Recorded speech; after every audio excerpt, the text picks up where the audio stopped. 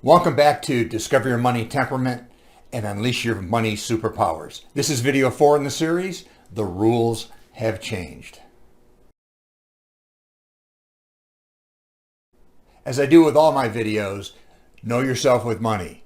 To know yourself with money, you must sacrifice the illusion that you already do. In video 3, I introduced two critical concepts. The first, our beliefs with money. Our beliefs with money are well established by, mid-adolescence, and they leave a legacy in our feeling brain that influences your spending to this day. The beliefs can be changed, but it's difficult. Think diet and exercise. It's about the same. The second concept I covered is how our culture influences our spending behavior.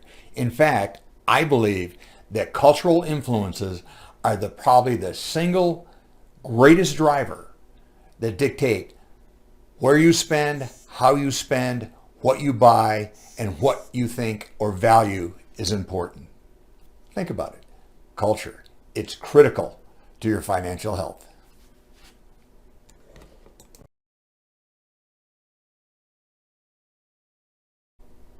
The rules have changed. What do I mean by that? Well, the rules of money have changed. What worked a few years ago doesn't work today. Heck, not even a few years ago, I could make a strong argument that we have a pre-COVID economy and a post-COVID economy. And the economy that we're moving into today after COVID is very different than the economy that you grew up in and were very comfortable in just a few months ago. Well, probably the key takeaway in our new economy is today, I believe, everybody is self-employed. Yep, that's right. You may not know it or you may not think of yourself as self-employed, but you are. You are accountable and responsible for your own outcomes. You have to think of yourself as the CEO of you. And that requires a new money mindset. What this simply means is you need to constantly do an evaluation to figure out how this new economy and the new rules is impacting you and your money. Ask yourself, do you have a job or a position or a skill that is atrophying? It could go away very quickly. Could your job or position be filled by somebody, maybe a recent high school, college graduate with half the skills and experience of you at half the price? You're probably vulnerable. How about, could your skills, job, or services be outsourced to a third party or a very, very talented team of professionals in another country, maybe at a third the price? Or could what you do be turned into an app, an algorithm, or be replaced by a robot or a piece of software? What this simply means is, yes, you are self-employed. You're in the business of you. The most important thing you have in your business is you, your human capital, your skill set, how you process information, how you build relationships, what you can contribute. The other thing you have to keep in mind in today's economy, what is so different, is longevity. It used to be, back maybe with your parents, maybe grandparents or great-grandparents for sure, that they probably grew up on a farm. And the only time they left the farm was maybe to go in the military. And then they came back and probably married somebody they knew in high school and stayed in that general area for years and probably never left. Or if they did have a traditional job, it might have been in manufacturing. And they may have worked there for their entire professional career. Lived in a house they bought when they were very young, paid for, they had a savings account, maybe a little life insurance. Most of the family lived within walking distance, and statistically, they were probably going to pass away in their late 60s and early 70s. Well, things are different today. Longevity is a game changer. Technology is a game changer. Our digital economy is moving at warp speed. You have to have a very different success and money mindset than just a few years ago. If you don't, you may look around sometime and go, wow, what happened? Everything is gone. It's not what I thought it would be. It's not what I trained for. Well, fundamentally, that is your responsibility to stay on the ball to figure out what's going on.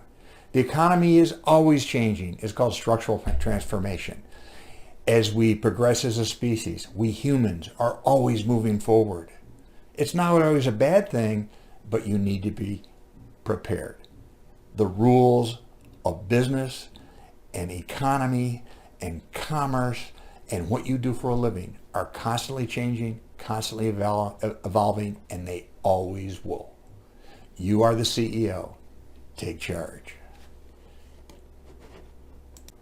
As the CEO of you need a plan for your life and your money, because life and money in a modern society are interwoven. Traditionally, we've always had this one-size-fits-all mindset, particularly in the finance or money industry. A simple approach, product-driven. If you own this product, do these very simple things, it's going to be okay. Well, let me ask you, how's that working out? For a lot of people, not very well. One of the things we are emphasizing in this series is that you need to have a one-size-fits-you plan for your money. Let me say that again. One size fits you. You need a plan and a strategy and a mindset that reflects who you are, your values, how you think and feel, your environment, your culture, your beliefs, your family. What's important to you? The one-size-fits-all approach is a cookie-cutter approach. I find it ironic in our culture. We use coaches and experts in all kinds of areas to make sure we're very good at athletics, diet and nutrition, relationships, but not money. And when we look at those other areas in our life that we're very comfortable and we're striving for a one-size-fits-me, an approach that fits me and my personality, my belief set, my identity, and my behavior as an athlete, wellness, friend, relationship. Why don't we do the same thing on our money? We don't. Money tends to fall into the bucket of, it's complicated, I don't really like it, I'm going to ask a friend in the carpool, I'm going to listen to the talking heads, go into social media, and obviously as everybody's talking about it, it must work for me. Well, it doesn't. You have to understand that, remember, you have a unique mindset. You have unique values. You have a unique culture. You dress differently than other people. Why not? Why do you also manage your money the same way everybody else does? It doesn't make sense. So keep this in mind. This is critical, and we're going to get on this much more in follow-on videos. You need a one-size-fits-you plan. When I mean fits you, it fits your behavior, your temperament, your culture, your values, and your environment. Let's get off this one-size-fits-all approach. It doesn't work.